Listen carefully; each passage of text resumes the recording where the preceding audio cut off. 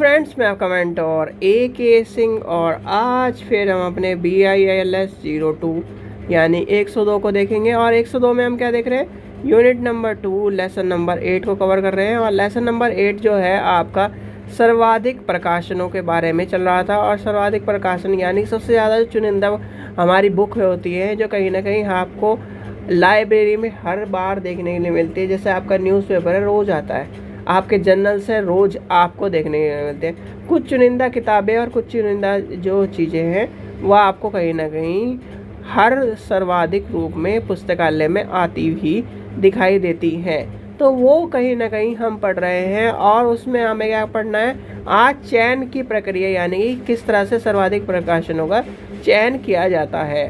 तो चलिए शुरू करते हैं। सबसे पहले कि उस चीज़ को हम देखते हैं। और सबसे पहले क्या करना है, सबसे पहले आपको क्या करना है, वीडियो को लाइक करना है, चैनल को सब्सक्राइब करना है, वीडियो को ज़्यादा से शेयर करना है, टेलीग्राम ग्रुप को ज्वाइन करके रखना है, जिससे आपकी कोई भी इंफॉर्मेशन दी जाए तो आपको टेलीग्राम ग्रुप पर मिल जाए। तो सबसे यानी यूनिट नंबर 2 लेसन नंबर 8 और आज हमें क्या पढ़ना है, आपका सर्वाधिक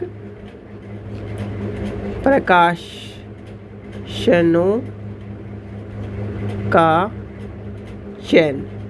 अब सर्वाधिक प्रकाशनों का चयन में जब बात आती है यानी कि ग्रंथालयों में सर्वाधिक प्रकाशनों के चयन की बात आती है। और ये कहीं ना कहीं महत्वपूर्ण कार्य है ग्रंथालय के उपयोग के लिए, यानी कि जो पाठक आ रहा है और जो उपयोग करता आ रहा है उसके लिए कहीं ना कहीं एक महत्वपूर्ण भाई आपको क्या है, आपको जब आप पुस्तकालय में पढ़ने जा रहे हो तो आपको क्या है, कुछ बुक्स ऐसी है जो कहीं ना कहीं चाहिए। जैसे कि आपकी जी की किताब है, ठीक है, जी की किताब चाहिए, न्यूज़पेपर है वो चाहिए, जर्नल्स हैं जो चाहिए, तो वो कहीं ना कहीं आपको हर बार देखने के लिए मिलेंगे। ऐसे ही आपका क्या है, शैक्षणिक पुस्तकालय में पाठ्य सामग्री का क्रय हेतु निश्चित धनराशि का एक तरह से बड़ा अंश जो होता है यानी बड़ा हिस्सा क्या करा जाता है, सेव करा जाता है। इसीलिए कि आपने देखा होगा कि शैक्षणिक पुस्तकालय में टेक्स्ट बुक आपको देखने को मिलती है, रेफरेंसर बुक मिलती है, उसका आना जरूरी है। और कहीं ना कहीं वो साल भर यानी जैसे ही पैटर्न चेंज होगा तुरंत ही आएंगी। और कहीं ना कहीं वो पाठक की रुचि और उसकी आवश्यकता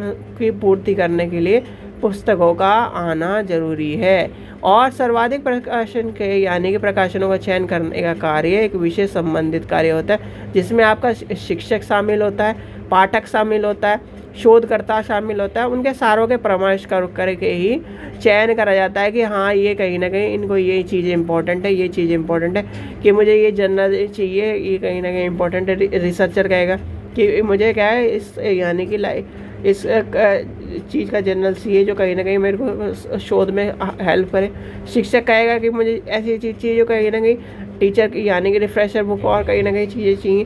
तो इस तरह से क्या है, आपको पाठक की जो कहीं ना कहीं अब तो क्या है, सर्वाधिक उपयोगी कहीं ना कहीं आपको चीज़ें देखने को मिलेंगी। अब आते हैं सर्वाधिक उपयोग के चयन है तो निम्न बातों का ध्यान रखकर आपको क्या करना है, चीज़ों का कहीं ना कहीं लेके चलना है। जैसे कि आपकी क्या है, सर्वाधिक यानी कि सर्वाधिक प्रकाशनों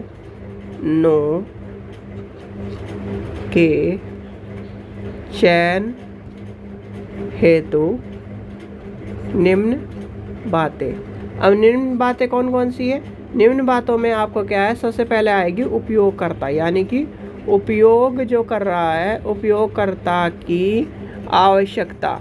क्या है, आवश्यकता की बात आएगी। उपयोगकर्ता क्या आएगी, आवश्यकता की मांग और आवश्यकता की बात आएगी।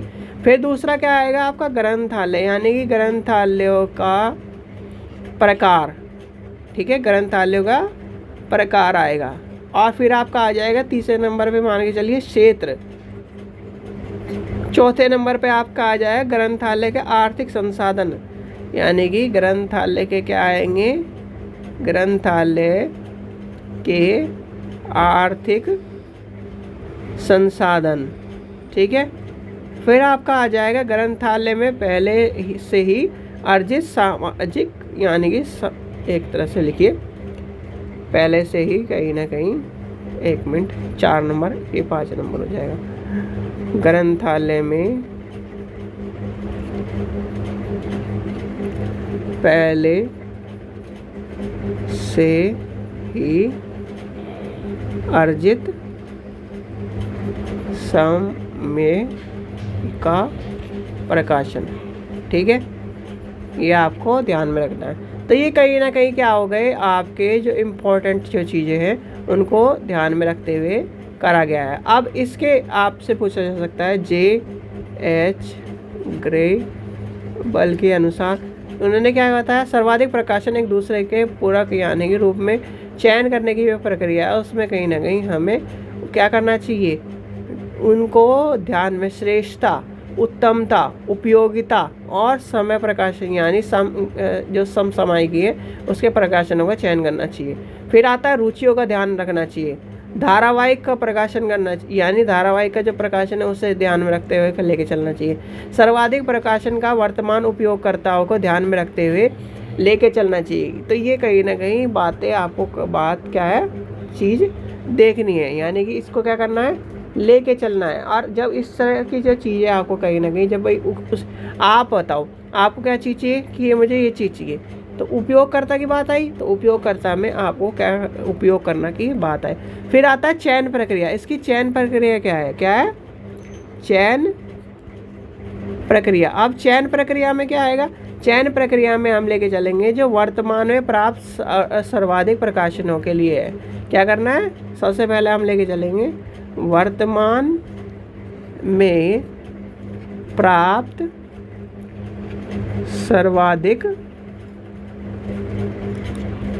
प्रकाशनों के लिए, यानी कि जो हम कहीं ना कहीं चीज़ों को क्या करेंगे, जो हमारे प्रत्येक पुस्तकालय में सामयिकी के रूप में प्रत्येक काल में और कहीं ना कहीं जो चीज़ें आपको देखने को मिले, जैसे वार्षिक हो गया, 6 महीने में हो गया, उनका क्या है प्रतिवर्ष आपको देखने को मिले, तो कहीं ना कहीं उसकी सूची का निर्माण करेंगे। सबसे पहले उस चीज़ को देखेंगे और कहीं ना कहीं जो उसकी स्थिति को यानी उसकी स्थिति के लिए और उसको हर साल मंगाने के लिए और हर टाइम आपके कहीं ना कहीं चीज़ें आपके लाइब्रेरी में रहे, तो उसका बजट भी होना चाहिए, उसके बजट का भी विशेष ध्यान रखेंगे।